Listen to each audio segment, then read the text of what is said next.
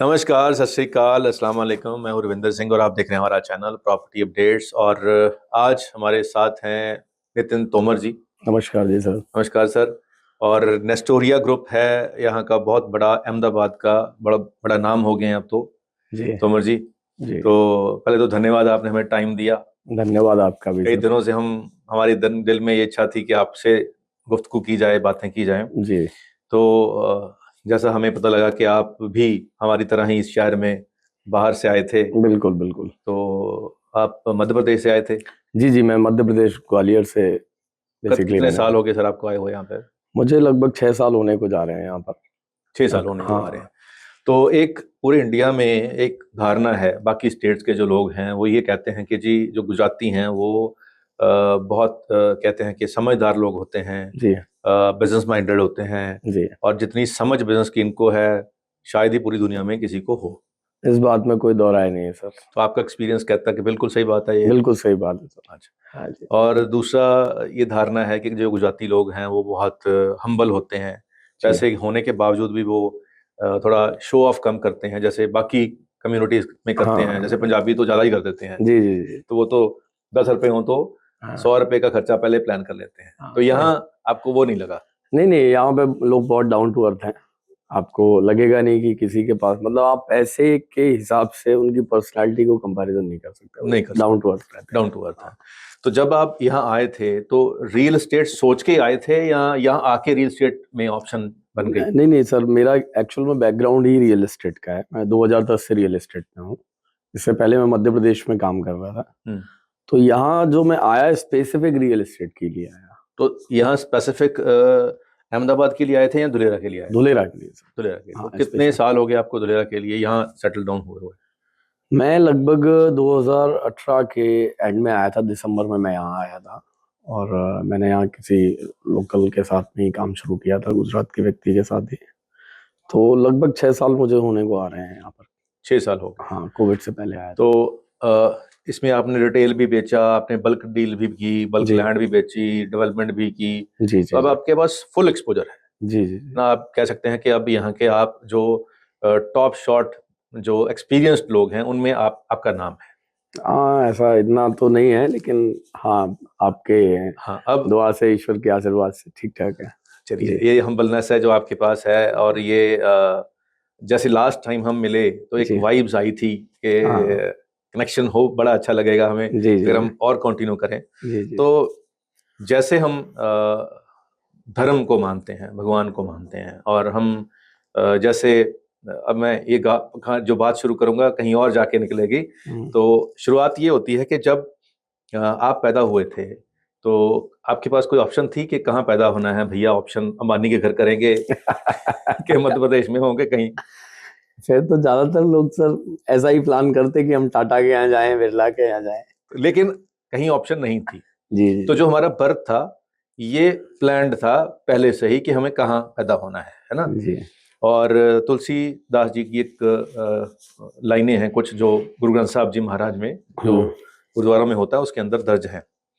उसमें लिखा है कि पहले बनी प्रालब्ध, पाशे बन्यो शरीर, तुलसी बात आश्चर्य है, मन नहीं बांधे धीर। कि हमारे जन्म से पहले, यानी कि जब हम माँ के गर्भ में आए उससे पहले ही प्रारब्ध जो हमें प्रोवाइड होना है दुनिया में वो बन गया था। जी जी जी शरीर बाद में बना है हमारा जी जी गर्भ जी में, लेकिन हमारा जो इस दुनिया में कहाँ हम पैदा होंगे, कौन हमारे माता पिता होंगे, कौन हमारे दोस्त होंगे, कौन हमारे बॉसेस होंगे, कौन हमारे बच्चे होंगे, कहाँ हम रहेंगे, क्या कर्म करेंगे। और फिर वो एस्ट्रोलॉजी भी हमारे देश में है कि जिससे हम कुंडली बन जाती है तो पूरी लाइफ निकलाती है। जी जी तो इट इज प्री डिसाइडेड कि आपने कहाँ पैदा होना था और फिर यहाँ आना था, ये डिसाइडेड था। मतलब हाँ, आपसे मिलना था। सब कुछ, ये सारी बातें और इसके आगे की लाइफ, जी जी, मृत्यु तक सब कुछ निश्चित है। निश्चित है ना। जी जी जी, तो आपके मुकद्दर में धुलेरा की मिट्टी पानी लिखा था, बिल्कुल। तो तभी आप यहाँ पहुंचे, और हमारे भी मुकद्दर में ये लिखा है तभी हम पहुंचे। और इस वीडियो के थ्रू जी अगली बात ये है कि जो लोग धुलेरा के बारे में अब सुनेंगे वही लोग सुनेंगे जिनके मुकद्दर में लिखा है कि वो धुलेरा आएंगे। बिल्कुल बिल्कुल सही तो बात। बाकी लोग ये वीडियो नहीं देख पाएंगे बिल्कुल या धुलेरा के बारे में नहीं सोच पाएंगे, समझ पाएंगे, देख पाएंगे जिनके मुकद्दर में नहीं लिखा है। नहीं, बिल्कुल। अब हम ये तो मुकद्दर की बात है, डेफिनेटली है, लेकिन हम थोड़ा उसमें कर्म कर रहे हैं। कर्म करने से वो सब कुछ सामने आता है, जी, तो कर्म भी जरूरी है ना? वो तो तो प्राथमिक है। प्राथमिक है। हाँ, तो अब जो एक कंपैरिजन मैं करना चाहता हूँ, धुलेरा वर्सेस ग्वालियर। जी, आप ग्वालियर में भी काम किया और आप धुलेरा में भी काम कर रहे हैं, या धुलेरा वर्सेस चंडीगढ़ हो सकता है, धुलेरा वर्सेस दिल्ली हो सकता है, धुलेरा वर्सेस मुंबई हो सकता है, अदर रियल एस्टेट सेक्टर जो है इंडिया के, और धुलेरा में डिफरेंस आप क्या देखते हैं कि दोनों में क्या डिफरेंस है? सर पहली चीज तो अगर जैसे मैं ग्वालियर से शुरुआत करूं और मैं फिर चंडीगढ़ की ओर जाऊं या फिर मैं गुड़गांव की तरफ जाऊं, तो उस स्केल पे उन शहरों में भी बहुत मेजर डिफरेंसेस हैं। धुलेरा तो एक डिफरेंट ही सब्जेक्ट हो गया जिस पर हम लोग बात करने वाले हैं। जैसे मैं ग्वालियर की बात करूं, मेरी जन्मभूमि है। ग्वालियर एक बड़ा ऐतिहासिक शहर है जी। और आपको शायद जानकारी होगी कि दाता बंदी छोड़ के एक वो गुरुद्वारा जो है वहां वहीं पे, किला था, हाँ, वहीं से, हाँ जी जी, हाँ जी, तो बड़ी राजाओं को पवित्र छुड़ाया भूमि गया है, राजाओं की भूमि रही। जी जी जी। ठीक है, राजघराना आज भी सिंधिया राजघराना है वहां पे, तो हम लोगों का भी काफी कुछ रहा वहाँ। तो ग्वालियर शहर का जो है वो काफी पुरानी हिस्ट्री है, काफी पुराना व्यापारिक केंद्र भी रहा है। पीछे कुछ अरसे वो वहाँ की गतिविधियों के हिसाब से भी थोड़ा सुर्खियों में रहा है। जी। ठीक है ना, बागियों की वजह से चर्चाओं में रहा है किसी समय। लेकिन अगर हम व्यापारिक संभावनाओं को देखें तो उतनी ज्यादा व्यापारिक संभावनाएं नहीं है जी। ठीक है। अब हम जैसे चंडीगढ़ की तरफ जाएं, जी, तो जैसे चंडीगढ़ इंडिया की पहली प्लांट सिटी कहा जाता है। जी बिल्कुल ठीक सही है, बात है। और मेरे हिसाब से 60s के आसपास इसका पूरा प्लानिंग किया गया। जी। तो वहां पे लोग गए बसने के लिए कि एक नया इंफ्रास्ट्रक्चर बनाया, गवर्नमेंट ने प्लान करके लोगों को फ्री में प्रॉपर्टीज दी। आज के टाइम में आप देखेंगे तो इंफ्रास्ट्रक्चर के मामले में बहुत अच्छा है चंडीगढ़ की। पूरी नॉर्थ इंडिया की अगर मैं बात करूं कि कोई जगह अगर रहने लायक है तो वो चंडीगढ़ है। सिटी ब्यूटीफुल कहते हैं हाँ, मुझे, इसीलिए। जी जी बिल्कुल। तो ऑर्गेनाइज है, स्ट्रक्चर्ड है, इसलिए तो वही चंडीगढ़ जिसमें कोई प्रॉपर्टी परचेज नहीं करता था, आज आप देखेंगे कि वहां पर फ्लोर्स बिकते हैं मेरे हिसाब से, और वो भी कोई मतलब आप ये नहीं कह सकते डिफाइंड कॉस्ट ही है, वो जो मांग ले उसकी कीमत है। अवेलेबिलिटी नहीं है। हाँ, अवेलेबिलिटी नहीं है। दूसरी बात ये कि फिर उसके बाद ट्राई सिटी का जो है विस्तार शुरू हुआ, तो पिछले आप कुछ सालों में देखेंगे मोहाली, पंचकुला बहुत तेजी से विस्तार हुआ है। तो उसकी एक अपनी, लोग वहां काम के लिए नहीं आना चाहते। मैंने जो ऑब्जर्वेशन है मेरी ट्राई सिटी चंडीगढ़ को लेकर के, वहां लोग आना चाहते हैं रहने के लिए। बिल्कुल सही बात। तो आप देखेंगे जम्मू से, श्रीनगर से बहुत सारे लोगों का माइग्रेट वहां पे है। जो दिल्ली की हौच पौच से परेशान है वो भी चंडीगढ़ तरफ जाना चाहते हैं। अब हम बात करते हैं धुलेरा की। धुलेरा बिल्कुल डिफरेंट है, क्योंकि वहां पॉपुलेशन है, वहां चीजें बन चुकी हैं, वहां लोग रह रहे हैं, एक इकोसिस्टम बना हुआ है। अगर हम एक सही, हम कह सकते हैं कि अगर हम रियल एस्टेट के जानकार हैं और रियल एस्टेट को समझते हैं, तो रियल एस्टेट में टाइमिंग बहुत इंपॉर्टेंट है। बिल्कुल सही बात। सही टाइम को आइडेंटिफाई करना और ऐसी जगह को आइडेंटिफाई करना जहां पर इंफ्रास्ट्रक्चर्स आने वाले हैं, बहुत बड़े इंफ्रास्ट्रक्चर आने वाले हैं। तो आज जो धुलेरा है जी, मैं कहूंगा कि अगर हम भारत के किसी भी शहर से ही सिर्फ कंपैरिजन कर रहे हैं तो हमारा कंपैरिजन का स्केल बहुत छोटा है। हमें कंपैरिजन करना चाहिए इसको इंटरनेशनल लेवल पे, क्योंकि इसकी जो प्लानिंग है वो आज के टाइम में, जो मैं इंफ्रास्ट्रक्चर की बात कर रहा था, पूरी दुनिया में इतना बड़ा इंफ्रास्ट्रक्चर किसी एक पर्टिकुलर प्लेस पर प्लान नहीं किया जा रहा है एट प्रेजेंट टाइम में जी। वो एक ही जगह किया जा रहा है, वो कहां पर? धुलेरा जी। तो निश्चित तौर पे जब इतना बड़ा इंफ्रास्ट्रक्चर गवर्नमेंट ने प्लान किया है और उस पर काम चल रहा है, तो जो अपॉर्चुनिटीज रियल एस्टेट के हिसाब से यहाँ पर है, जो बिजनेस की अपॉर्चुनिटीज यहाँ पे है, वो मैं समझता हूँ अभी आने वाले समय में पूरे वर्ल्ड में कहीं नहीं है। उस पर हम बहुत डीपली भी जाके चर्चा करेंगे कि ऐसा ही क्यों है। तो बहुत सारी चीजें। तो हम इसका कंपैरिजन सिंगापुर से करें, दुबई से करें? यस, आप ये कहना चाह रहे हैं? Yes yes, of course. तो चलिए हम दुबई से इसका कंपैरिजन कर सकते हैं कि दुबई भी पोर्ट के आसपास है और ये भी पोर्ट के आसपास है। यहाँ पे भी पोर्ट कितने किलोमीटर दूर है यहाँ से? सर जो अभी न्यू पोर्ट प्लान हो रहा है वो लगभग 25 किलोमीटर के आसपास है। और जो भावनगर करंट में ये है वहाँ पे, और वो लगभग 100-125 किलोमीटर पीपा भाव पोर्ट है, वो है। जो भावनगर में है। नहीं, भावनगर से एक आगे और बन गया है, ऑलरेडी चालू है, ऑपरेशनल है, ओके, पीपा जो भाव पोर्ट। अच्छा जो दानी जी के पास है जो वो वाला, वो और आगे है, वो मुंद्रा कांडला। मुद्रा कांडला हाँ वाला। हाँ जी हाँ। हाँ, तो अभी जो इस जो स्मार्ट सिटी को जो नियरेस्ट पोर्ट लगेगा वो कौन सा लगेगा? भावनगर लगेगा और पीपा भाव लगेगा, दोनों पोर्ट बहुत नजदीक है। दोनों लगेंगे। हाँ। चलिए, अब तो एक तो पोर्ट और पोर्ट हो गया, प्लस यहाँ से हम देखते हैं जब मैप खोलते हैं वर्ल्ड का, तो यहाँ से ऐसे अगर घूमते हैं तो पाकिस्तान क्रॉस करके आगे दुबई आ जाता है। जी जी। तो दुबई से ट्रेड रूट जो है ये नियरेस्ट बन जाएगा, नियरेस्ट है ना? तो और वैसे भी सर ना, एक मैं सामान्य बात कर रहा हूँ, आप पूरी दुनिया में कहीं भी देखेंगे जहां पर कोस्टल लाइन है, जहां पर पोर्ट्स हैं, उन्होंने बहुत तेजी से ग्रो किया है, क्योंकि बिजनेस वहां पे कहीं ना कहीं इंटरनेशनल ट्रेड हो रही होती है, बिजनेस आ रहा होता है पूरे वर्ल्ड से, तो इकोनॉमी अच्छी होती है। आप इंडिया को भी देखेंगे एज ए एग्जाम्पल, तो सबसे बड़ी जो कोस्टल लाइन है वो गुजरात राज्य की है।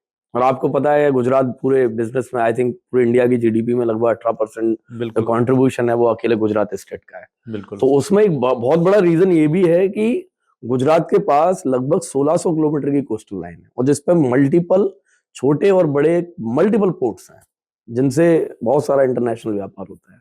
एक बहुत बड़ा कारण है, और ये धुलेरा में भी यहाँ पर पोर्ट लगता है, आने वाले टाइम में एक बड़ा ग्रोथ फैक्टर होगा। दूसरा, हमने ये सुना कि यहाँ पे जी इंटरनेशनल कार्गो एयरपोर्ट आ रहा है, तो जो कार्गो एयरपोर्ट आ रहा है वो भी तो माल के लिए आ रहा है, इंपोर्ट एक्सपोर्ट के लिए आ रहा है, और शिप भी इंपोर्ट एक्सपोर्ट के। जैसे अब क्या है कि हमारा पेशेंस लेवल कम हो गया है, अब हमें कोई चीज चाहिए तो हम कहते हैं आज ऑर्डर हो तो आधे घंटे में आ जाए, है ना? तो बाय शिप तो लंबा रूट हो जाता है। हाँ तो कोई चीज आपको अवेलेबल चाहिए, जैसे अभी अमेजोन का ट्रेंड है, तो यूएसए से कोई चीज आनी है तो बाय शिप तो वो लेट आएगी, बाय एयर वो जल्दी आएगी। इसीलिए शायद ये प्लान किया जा रहा है कि यहाँ पे सबसे बड़ा इंटरनेशनल कार्गो एयरपोर्ट बना रहे हैं। देखिए सर, उसमें दो चीजें हैं कि कई ऐसे प्रोडक्ट होते हैं जिनकी सप्लाई बहुत फास्ट हमें ट्रांसपोर्टेशन में करनी होती है, तो दैट्स वाई जो एयर कार्गो का यूज करते हैं। लेकिन आज भी पूरे इंटरनेशनल व्यापार में आप देखेंगे जो सबसे बड़ा ट्रांसपोर्टेशन होता है वो थ्रू द जो है सी होता है। तो इसलिए पोर्ट भी इंपॉर्टेंट है, एज वेल एज एयरपोर्ट भी इंपॉर्टेंट है। दूसरी चीज क्या है, गुजरात में अहमदाबाद बहुत बड़ा व्यापारिक केंद्र है, ठीक है जी है, यहाँ राजधानी भी है, गांधीनगर नजदीक है। तो अभी जो अहमदाबाद का एयरपोर्ट है वो अपने सैचुरेशन लेवल पे पहुंच चुका है। तो अभी गवर्नमेंट की प्लानिंग क्या है कि बहुत सारा जो ट्रैफिक है, एयर ट्रैफिक है, वो आने वाले समय में धुलेरा शिफ्ट किया जाएगा। ये पिछली आप रिपोर्ट्स में पढ़ेंगे तो आपको आइडिया मिलेगा। तो जो पैसेंजर इंटरनेशनल एयरपोर्ट बन रहा है वहां पे, तो डोमेस्टिक फ्लाइट जो होंगी क्या वो अहमदाबाद उतरेंगी और इंटरनेशनल वहां उतरेंगी, इस तरीके से कुछ करने की प्लानिंग है या दोनों वहां पे होंगे? अभी तो ऐसा स्पेसिफिक मैं नहीं कहूंगा, क्योंकि मेरी नज़र में ऐसा कोई स्टेटमेंट अभी तक मैंने नहीं पढ़ा है कि इंटरनेशनल वहां से ऑपरेट करेंगे या डोमेस्टिक यहाँ से करेंगे। हाँ, दोनों फ्लाइट्स यहाँ से भी ऑपरेट होंगी, और इंटरनेशनल बना रहे हैं तो निश्चित तौर पे वहां से भी आने वाले समय में पैसेंजर के लिए डोमेस्टिक और इंटरनेशनल बोथ फ्लाइट्स ऑपरेट होंगी। अब आते हैं, जब आपकी जर्नी स्टार्ट हुई धुलेरा में तो प्लॉट का प्राइस क्या था? सर मैंने तो प्लॉट लाख रुपए का भी देखा है यहाँ, जो 100 स्क्वायर यार्ड का। जी, ठीक है। आज ऑन एन एवरेज प्राइस 5 से 7 लाख रुपए, 8 लाख रुपए के आसपास। तो कितने सालों में ये 5 गुना हो गया? 5 साल। 5 साल में 5 साल में ये 5 गुना हो गया। और आने वाले 5 साल में आप क्या एक्सपेक्ट कर रहे हैं? सर ये बड़ा ट्रिकी क्वेश्चन है जो आपने किया। मुझे बहुत सारे लोग ये क्वेश्चन करते हैं, और इसका मेरा जो एक मतलब जेन्युइन सा आंसर ये है कि अगर मैं इसे ये कहूं कि ये 2 टाइम होगा, ये 3 टाइम होगा, तो ये ना मैं स्पेसिफिक बाउंड कर रहा हूं। प्राइस क्यों बढ़ेगा और रियल एस्टेट में क्यों बढ़ता है, उसका एक ही रीजन है, इंफ्रास्ट्रक्चर। बिल्कुल, वो यहाँ पे मल्टीपल वे में और पैरेलल काम चल रहा है। मतलब एक होता है कि एक स्पेसिफिक आपके यहाँ से हाईवे निकला चंडीगढ़ के पास से, या मोहाली कोई बाईपास बना, तो ये प्राइस फैक्टर बढ़ेगा, बोले बन रहा है, अनाउंस हो गया, ये रिंग रोड बनेगा तो इसकी वजह से प्राइस बढ़ेगा। लेकिन यहाँ पे ऐसा नहीं, यहाँ पे मल्टीपल इंफ्रास्ट्रक्चर पैरेलल डेवलप हो रहे हैं, पैरेलल इंडस्ट्री आ रही है, पैरेलल ग्रोथ हो रही है। तो कितने गुना जाएगा, कितने एक्स होगा, इसकी कोई प्रेडिक्शन नहीं है, लेकिन ये समझ सकते हैं आप कि ग्रोथ ही ग्रोथ आने वाले 20 सालों तक आप एज्यूम कर सकते हैं। चलिए मैं इसको और थोड़ा सिंपल कर देता हूँ। अभी आप बल्क लैंड पार्सल में भी डील करते हैं? मोस्टली हम लोग लैंड पार्सल से डील करते हैं। जो इस एरिया के ओरिजिनल फार्मर जो आज से 20 साल पहले थे, क्या वो भी बचे हैं, या अभी जो लैंड बैंक है वो सब जो इन्वेस्टर्स के पास चली गई है? सर आज भी काफी सारे फार्मर्स के पास लैंड है और काफी सारा लैंड बैंक डेवलपर्स इन्वेस्टर्स के पास भी है। ये तो अभी मैं ये नहीं कह सकता परसेंटेज क्या है? अब अगर हम 100 एकड़ लैंड है फॉर एग्जांपल यहाँ है, तो जो लोकल यहाँ के जो पुराने लोग थे उनके पास 10% बच गया है या 20% बचा है? आप 40-60 या 50-50 का भी रेशो मान सकते हैं। 50-50। तो जैसे हम अदर स्टेट्स में कहते हैं कि एक एवरेज किसान के पास 2 से 3 एकड़ एवरेज लैंड होती है, तो यहाँ के किसानों के पास एवरेज ज्यादा है सर, ज्यादा है। कितना है एवरेज? सर यहाँ ऐसे भी किसान हैं जिनके पास 1,000 बीघे जमीन है उनके परिवारों में।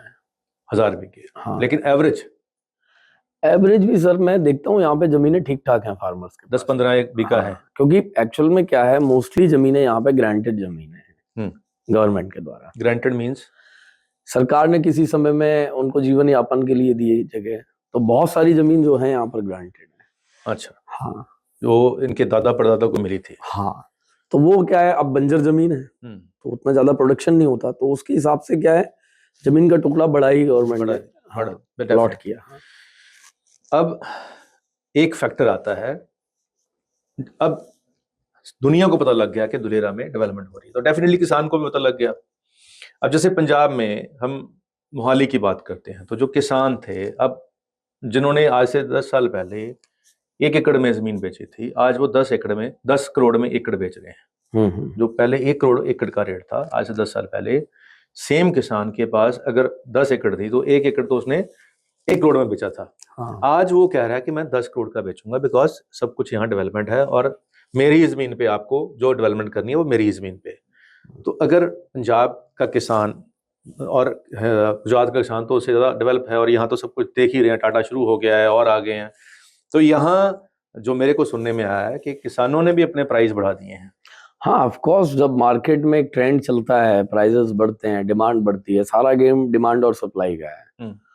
तो एज ऑफ नाउ डिमांड निश्चित तौर पे इंडिया से ही इंटरनेशनल डिमांड भी है। एनआरआई इन्वेस्टर्स आ रहे हैं जिनको किसी समय लगता था कि इंडिया में अपॉर्चुनिटीज नहीं है, और स्पेशली आप देखेंगे पंजाब और गुजरात, यहाँ बहुत सारा माइग्रेशन है, कनाडा में, ऑस्ट्रेलिया, यूएसए। तो अभी लोगों को लग रहा है कि इंडिया में वापस से अपॉर्चुनिटी आ रही है, तो लोग दोबारा से यहाँ आना चाह रहे हैं, अपॉर्चुनिटीज ढूंढ रहे हैं। तो उनको लग रहा है कि धुलेरा आने वाले समय में वो प्लेस होगा जहां पर हम दोबारा से घर वापस आ सकते हैं।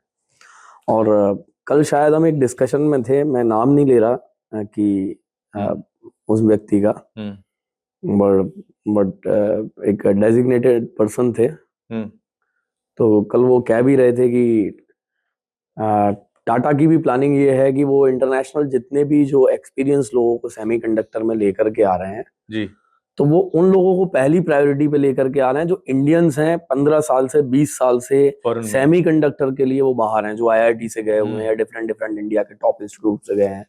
तो उनका भी यही है कि वो लोग भी, अभी इंडिया में इकोसिस्टम डेवलप हो रहा है तो आप यहाँ आइए, उनके लिए ईजी रहेगा। एक ताइवानीज के लिए आना थोड़ा चैलेंजिंग रहेगा, लेकिन इंडियंस ही जो सेक्टर के अंदर, क्योंकि अभी तक यहाँ इंडस्ट्री नहीं थी, अब इंडस्ट्री जब ग्रो करने जा रहे हैं, टाटा ग्रो करने जा रही है, तो उनकी भी प्रायोरिटी ये है कि जो इंडियंस, बहुत बड़े नंबर्स हैं वो जो सेमीकंडक्टर के अंदर हैं, उनको इंडिया में लेकर के आया जाए एज अ टॉप मैनेजमेंट।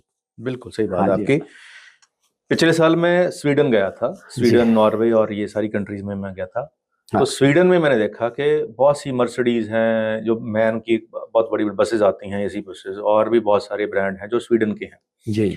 लेकिन स्वीडन के पास मैन पावर नहीं है, मैन पावर वहां जाके इंडिया की है। हाँ जी, हाँ। सोनी एरिक्सन का जो हेड ऑफिस है वो स्वीडन में है और वहाँ सारी आईटी कंपनी है जी। अब उनकी जितनी आईटी कंपनी वो डेवलप कर रहे हैं उनमें 99% जो टैलेंट है वो इंडिया का वहाँ बैठा है। इंडिया का। और नॉर्वे में मैंने जाके देखा कि वहाँ पे ड्रिलिंग होती है, ग्राउंड से तेल निकालते हैं। तो जो उस इंडस्ट्री में 98% जो इंजीनियर्स हैं या वर्कर्स हैं वो इंडिया के इंडियंस हैं। तो इंडिया तो जो प्रोफेशनल लोग हैं वो पूरी दुनिया को सप्लाई कर रहा है। बिल्कुल। तो अगर वही चीजें हमारे इंडिया में आएंगी तो definitely they will migrate to India again, वो वापस आ जाएंगे। आपकी बात 100% वाजिब है। अब हम बात करते हैं सर, जो सवाल लोग करते हैं कि जी ग्रोथ आएगी अब और कि नहीं आएगी। तो एक सवाल ये है कि अगर आज टाटा के जो 2-3 प्रोजेक्ट जो ऑन ग्राउंड आ चुके हैं उसमें लेट्स सी 3-4 हज़ार एम्प्लॉय तो आ गए होंगे यहाँ पे। हाँ जी, हाँ 3-4 हज़ार, और 3-4 हज़ार एम्प्लॉयज़ के लिए 3-4 हज़ार घर तो अभी बना नहीं है।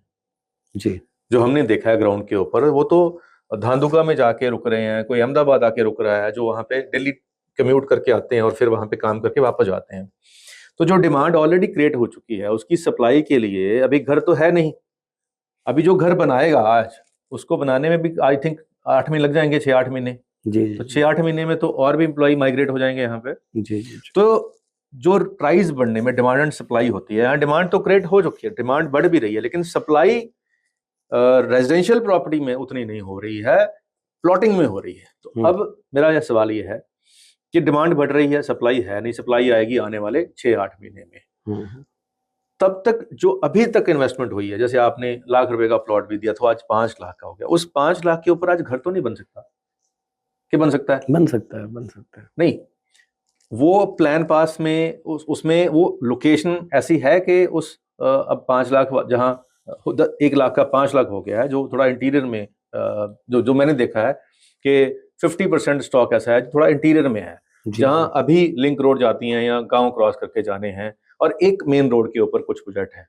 तो जो नीरेस्ट जहाँ पे इंडस्ट्रीज है उसके नीरेस्ट एरियाज हैं जहाँ पे अभी पॉपुलेशन को लगता है कि वो वहाँ पे रह सकते हैं। तो ऐसा तो 50% एरिया ही है जहाँ पे भी फैमिलीज या एम्प्लॉय रह सकते हैं। 50% जो एरिया है जो लॉन्ग टर्म इन्वेस्टमेंट के लिए गया है, तो वो अभी उसकी जो इम्पोर्टेंस है घरों के, वो तो 10 साल के बाद आएगी आई थिंक। ऐसा ही है या कुछ और इसमें आपको ऐड करना है? नहीं सर, ऐसा है जैसे बाहर में बेसिकली इसमें 2 चीजें हैं। एक है DSIR, अपना जो SIR का एरिया है, आइडेंटिफाई 920 स्क्वायर किलोमीटर जी। एक इसके सराउंडिंग का एरिया, ठीक है, आउटस्कर्ट्स है, जैसे आपका चंडीगढ़ और चंडीगढ़ के बाहर खरड़, लैंड्रा, बनूर, लाइक दैट। तो वहां पे क्या है कि काफी सारे जो इंडिविजुअल्स हैं उन्होंने अपने प्रोजेक्ट रोड के ऊपर टाउनशिप्स बनाए हैं, क्योंकि अंदर अभी हर जगह इंफ्रास्ट्रक्चर रेडी नहीं है, तो पॉसिबिलिटी नहीं है कि अगर कॉलोनी काट भी जाए तो पोजीशन देना एक अपने आप में चैलेंज है। तो छोटे सेगमेंट में स्मॉल साइज टिकट साइज के लिए लोगों ने आसपास इन्वेस्टमेंट किया है कि कल को जैसे एयरपोर्ट बनेगा या इंफ्रास्ट्रक्चर आएगा तो निश्चित तौर पर उसका इम्पैक्ट बाहर भी देखेगा। तो कई उसमें टाउनशिप्स ऐसी हैं जो रोड पर हैं, कई टाउनशिप ऐसी हैं जो थोड़ा सा अंदर हैं। तो जहां पर भी पॉसिबिलिटी होगी और जैसे जैसे डेवलपर करते जाएंगे, तो वहाँ जैसे इंडिविजुअल्स जिन्होंने इन्वेस्ट किया है वो अपना बना सकते हैं। आजकल रेंटल की बहुत ज़्यादा वहाँ पे डिमांड है, और जिन लोगों ने बनाया है तो ऑटोमेटिकली वहाँ पर रेंट आउट भी हो रहा है। जैसे आपने, हमारा भी एक वहाँ प्रोजेक्ट है, तो उसमें आप देखेंगे कि ऑलरेडी जो यूनिट्स बने थे तो वो ऑलरेडी ऑक्यूपाइड हो चुके हैं। तो अभी डिमांड तो बहुत है, निश्चित तौर पे डिमांड बहुत है कि जो कंपनियां आ रही हैं, जो लोग आ रहे हैं 20 किलोमीटर दूर तक, या भावनगर में जाके अपने एम्प्लॉयज को रख रहे हैं 25-30 किलोमीटर जा करके। रेन्यू पावर के काफी सारे एम्प्लॉय जो है भावनगर से आते हैं, कुछ लोग जो है धांधुका में रह रहे हैं, कुछ लोग। तो अभी ऐसा क्यों है? क्योंकि ये जैसे ही इंडस्ट्री शुरू हुई, अभी रेजिडेंशियल यूनिट एक साथ नहीं बन सकते। अभी एक रेजिडेंशियल प्रोजेक्ट ऑलरेडी एक्टिवेशन में बन रहा है। गवर्नमेंट ने पीछे एक ऑक्शन किया था जो लगभग 44,000 स्क्वायर यार्ड के समथिंग है, तो उसमें वो हाई राइज लेकर के आ रहे हैं। तो अभी आने वाले 2 साल 3 साल के अंदर में मेरा मानना है कि यहाँ आसपास लगभग 10,000 लोगों के रहने का जो इंफ्रास्ट्रक्चर है सपोर्टिव, वो बन जाएगा। उसके लिए अलग अलग स्तर पे लोग प्लानिंग कर रहे हैं, हम भी कर रहे हैं, हमारे और भी साथी हैं जो डेवलपर्स हैं वो कर रहे हैं, और लगातार अथॉरिटी भी प्रयास कर रही है। ठीक है, अभी टाटा खुद एक उसके कैंपस के विसिनिटी एरिया में एक रेजिडेंशियल टाउनशिप प्लान कर रही है। तो ऐसे मल्टीपल लोग जब प्रयास करेंगे धीरे धीरे, तो ये पॉसिबिलिटी ग्राउंड पर उतर आएगी। तो बाहर भी एज वेल एज कंस्ट्रक्शन हो रहा है, प्लानिंग कर रहे हैं लोग। हर प्रोजेक्ट में नहीं हो रहा है क्योंकि अभी बेसिक डेवलपमेंट ही नहीं हुआ। कई डेवलपरों ने इसलिए भी नहीं किया कि आज लोग आ नहीं रहे हैं, तो डेवलप भी कर देते हैं तो वो उसकी मेंटेनेंस कॉस्ट बहुत हाई जा रही है। तो हर व्यक्ति का अपना अपना थिंकिंग पैटर्न है काम करने का, अपने अपने तरीके से कर रहे हैं।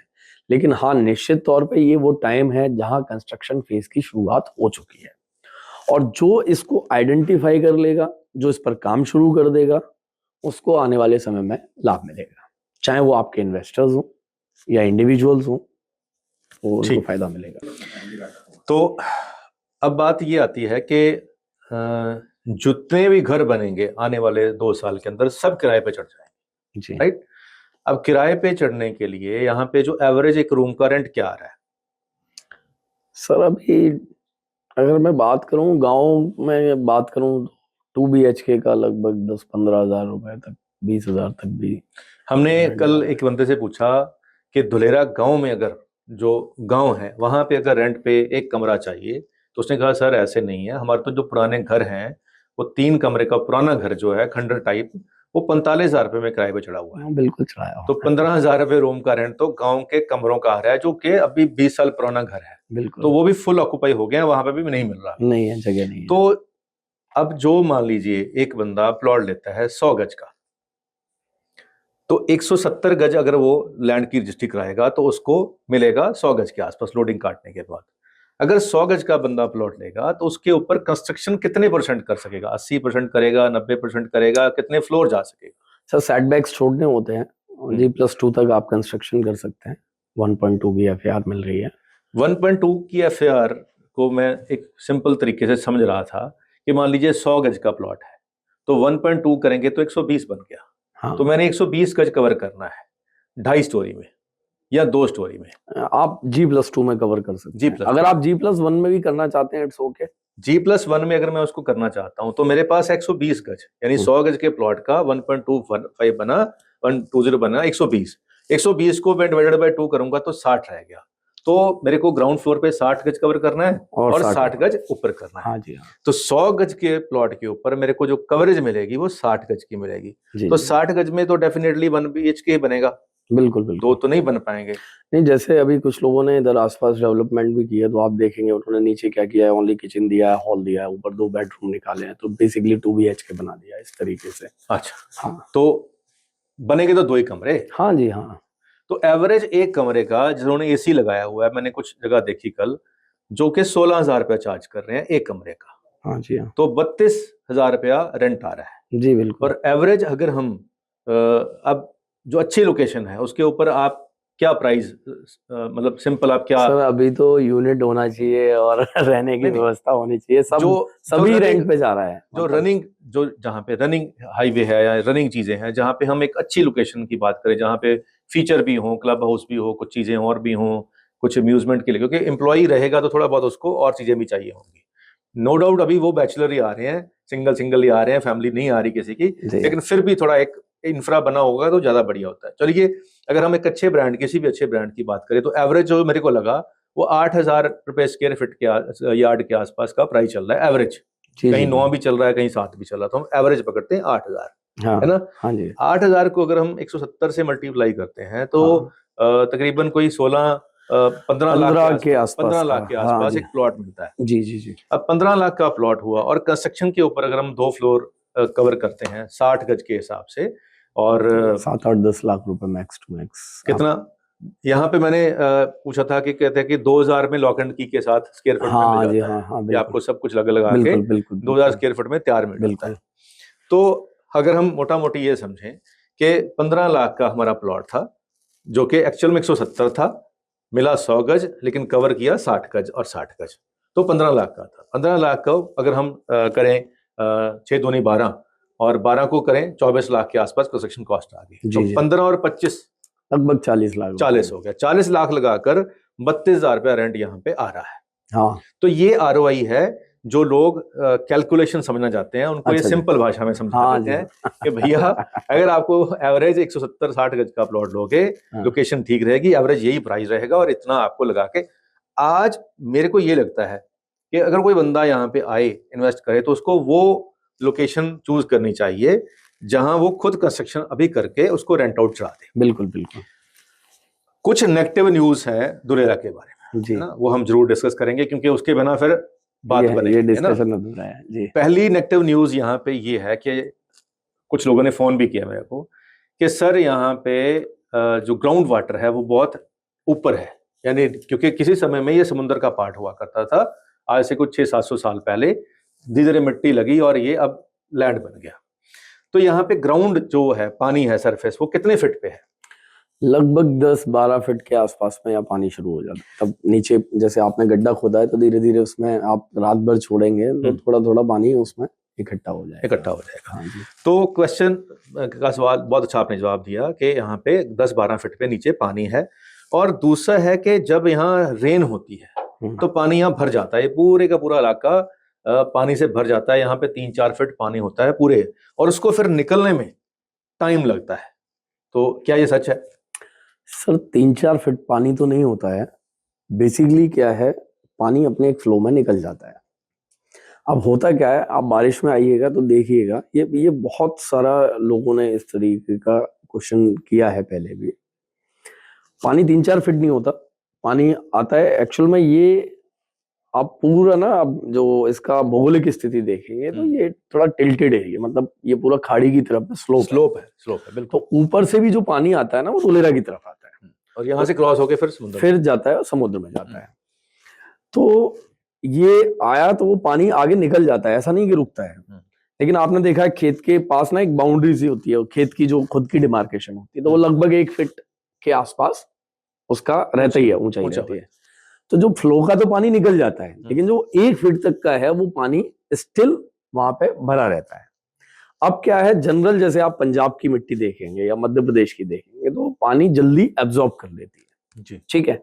अब यहाँ की जमीन में ऑलरेडी अभी हम डिस्कस कर रहे थे कि पानी का लेवल थोड़ा ऊपर है, तो उसको मिट्टी का जो नेचर है उसके हिसाब से इसको एब्जॉर्ब करने में टाइम लगता है, पानी को सोखने में। तो वो क्या है, भरा हुआ दिखता है। बारिश के टाइम में आप देखेंगे वो पानी ज्यादा नहीं होता, मुश्किल से होता होगा 4 इंची 6 इंची कुछ टाइम के लिए, वो धीरे धीरे सूख जाता है। लेकिन वो थोड़ा सा टाइम लेता है कंपैरेटिवली, अगर वहां से आप कंपैरिजन करेंगे और यहाँ का करेंगे तो थोड़ा सा टाइम लेता है, क्योंकि मिट्टी का नेचर ऐसा है जी। अब क्योंकि ये इसकी प्लानिंग में, धुलेरा की प्लानिंग में 5 साल लगे थे, जो हमें पढ़ने को मिलता है ना। अगर 5 साल प्लानिंग में लगे तो प्लानिंग में ये बात भी तो डेफिनेटली डिस्कस हुई होगी कि पानी आएगा, पानी आएगा। तो उसका गवर्नमेंट की तरफ से एक सोल्यूशन जो हमें सुनने में आया, हम चाहते हैं कि आप बताएं कि वो क्या सोल्यूशन गवर्नमेंट ने निकाला है इसके लिए। सर पहली चीज तो आपने देखा होगा कि गवर्नमेंट ने इसको, जो इसका एक रोड्स का लेवल लिया है वो थोड़ा सा अप लेवल लिया है जी, पहली बात। दूसरी बात, इन्होंने क्या किया है, आर्टिफिशियल रिवर्स को प्लान किया है जी, क्योंकि बारिश तो तब भी होगी जी, ऊंचा ले लेंगे तो भी बारिश तो होनी है जी, बिल्कुल सही। तो उन्होंने आर्टिफिशियल रिवर को प्लान किया है। पूरे शहर का जो भी बारिश का पानी है उसको कलेक्ट करेंगे आर्टिफिशियल रिवर्स में जी। कुछ नदियां, आप अगर धुलेरा के नक्शे को ध्यान से देखेंगे तो आपको रिवर दिखाई देगा, बिल्कुल दिखेगा, ब्लू एरिया दिखाई देगा, बिल्कुल सर। लेकिन अगर आप ग्राउंड पे जाएंगे तो वो ब्लू एरिया नहीं है, नहीं, बिल्कुल, मतलब वहां नदी नहीं है, नदी नहीं है, वो समतल हो चुका है। तो बेसिकली क्या, जैसे पहले बारिश होती होगी वो पानी वहां आता होगा, लेकिन मिट्टी खिंच के आती है, उसकी वजह से वो प्लान हो गया है बिल्कुल। तो अब फिलिंग के लिए जो मिट्टी चाहिए, तो गवर्नमेंट की जो नेक्स्ट प्लानिंग है वो क्या है कि जितनी भी जो जहां नदियां हैं पुरानी थी या कोई जहां से पानी का बहाव होता था, जो रिजर्व एरिया नाले का था या नदी का था, उन सबको डिग करके मिट्टी निकालेंगे, तो वो किसमें फिलिंग में यूज होगी। और साथ ही साथ वो एक बड़ा सोर्स किसका हो जाएगा, वाटर का, नेचुरल वाटर का हो जाएगा बिल्कुल। तो एक तो वाटर प्रिजर्वेशन भी हो जाएगा, ठीक है ना, वाटर मैनेजमेंट भी हो गया, और इतना स्टोर हो जाएगा कि आप पूरे शहर की एक्सेसिबिलिटी उस पानी के थ्रू दे सकते हैं, ठीक है। दूसरा, जो अभी जो फ्लो रहता है, जो दिखता है कि हाँ पानी है, वो पानी अभी आप एक्टिवेशन एरिया में बारिश में आएंगे, आपको एक बूंद पानी नहीं दिखेगा, क्योंकि वहां वाटर मैनेजमेंट हो चुका। लेकिन आप रेस्ट पार्ट में देखेंगे तो आपको ये लगेगा अरे ये तो पूरा भरा हुआ है, बाढ़ आई हुई है। तो उसके लिए ऑलरेडी उन्होंने प्लान किया है। जैसे एयरपोर्ट के पास भी देखें, एयरपोर्ट तो जबकि खाड़ी के बिल्कुल सबसे पास में है, वहां तो आप समझिए कितना पानी आपको दिखाई दे, लेकिन उसके लिए भी सेम प्लानिंग किया। जैसे आउटस्कर्ट्स में तो जो पानी ऊपर से आता था वो उसके कैनाल के माध्यम से सीधा खाड़ी में चला जाएगा।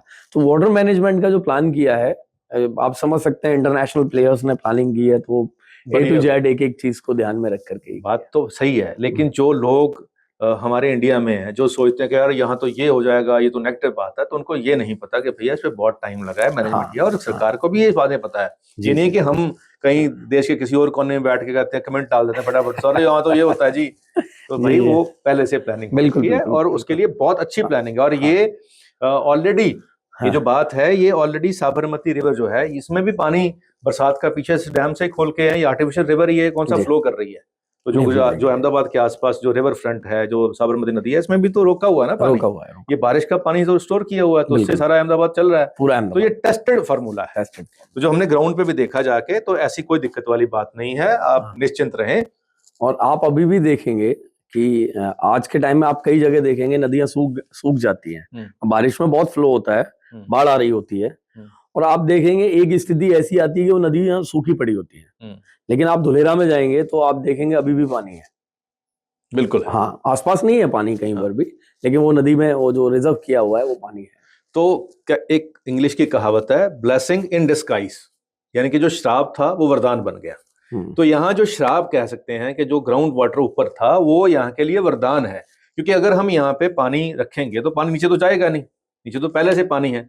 तो यहाँ पे पानी लंबा समय तक स्टोर रह सकता है as compare to other states. वहां क्योंकि ग्राउंड वाटर 100-200 फुट पे है, तो पानी नीचे चला जाएगा। तो यहाँ क्योंकि 14 फुट पे पानी है, और पानी आएगा तो नीचे नहीं जाएगा, और वो स्टोर रहेगा, और उसको पीने के लिए और कामों के लिए यूज किया जा सकता है। ये आपने इतना विस्तार से चर्चा की है, इस पर मैं थोड़ा सा आपका 2 मिनट लूंगा, और बहुत अच्छा डिस्कशन आपने किया।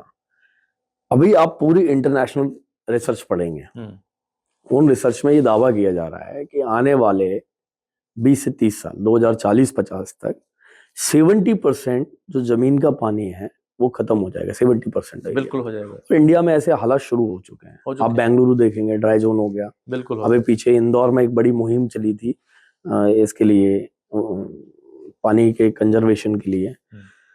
तो ये पूरे वर्ल्ड के हालात हैं बिल्कुल कि जो ग्राउंड वाटर पीने वाला है वो खत्म होने की स्थिति में। बिल्कुल आप देखिए कितनी बढ़िया बात है कि धुलेरा को पहले दिन से ऐसा प्लान किया गया है कि आपको हजारों साल तक पानी के पीने की समस्या नहीं होगी। बिल्कुल सही बात है, ये बहुत अच्छी बात है, और इसीलिए इसको प्लांट सिटी कहा जाता है। जितनी भी बारिश होगी वो पानी पूरा स्टोर होगा, उससे रिसाइकल रीयूज करके पूरे शहर की पानी की पूर्ति की जा सकती है। तो ये एक बड़ी बात है। आज आप देखेंगे जैसे मुंबई में, आप देखिए 3 महीने बाढ़ जैसे हालात होते हैं, मतलब इतनी बारिश में होती है, रोडों में पानी होता है, और हर शहर का भी, पीछे दिल्ली में भी आप लास्ट ईयर देखेंगे तो बाढ़ जैसा सीन था। तो एक टाइम में तो पानी बहुत होता है, और उसके बाद क्योंकि उसका सिस्टम नहीं है मैनेजमेंट का, तो उसके बाद क्या है, वो पानी वहां से खत्म हो जाता है, फिर उसी एरिया में टैंकर से सप्लाई हो रही होती है। अभी गर्मी शुरू हो गई, आप देखेंगे कई एक एरियो में टैंकर से पानी की सप्लाई होगी, ठीक है। तो ये चीज का इतना बारीकी से ध्यान किया गया है कि धुलेरा में पानी पीने की समस्या कभी भी नहीं हो सकती। हाँ। अब उसके बाद आती है कि जी यहाँ पे क्योंकि नीचे पानी है, तो ज़्यादा आप जो डिगिंग करेंगे, नीचे मडी लैंड है, कीचड़ है, तो आपकी जो नींव है उसके लिए आपको यहाँ पे पाइलिंग करनी पड़ेगी। जी जी। तो यहाँ पे पाइलिंग करके ही सारे घर बन रहे हैं। हाँ, सारे पाइलिंग करके बन। तो एक भाई साहब का सवाल था, जी पाइलिंग करेंगे तो फिर इतनी हाई राइज बिल्डिंग कैसे बनेगी?